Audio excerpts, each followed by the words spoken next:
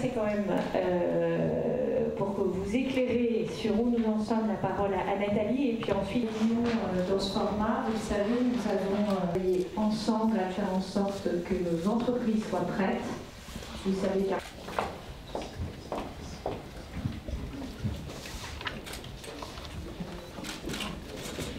bonjour à tous, merci d'être là.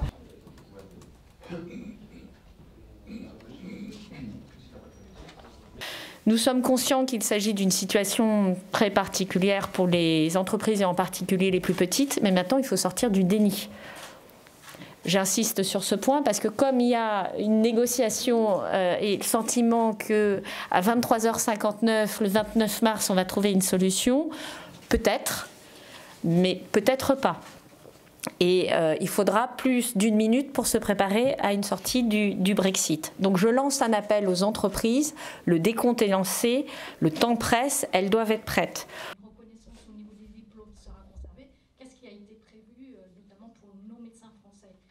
Face au niveau d'incertitude, face à une forme de division dans les différents partis politiques, on le voit au Royaume-Uni, il n'est pas sûr que ce qui correspond à nos efforts les plus forts, c'est-à-dire faire en sorte que l'accord de retrait puisse être ratifié par le Royaume-Uni, il n'est pas certain que cela fonctionne. Et donc le risque de se retrouver le 29 mars au soir avec une absence d'accord a grandi considérablement depuis le rejet par le Parlement britannique de la ratification de l'accord de retrait.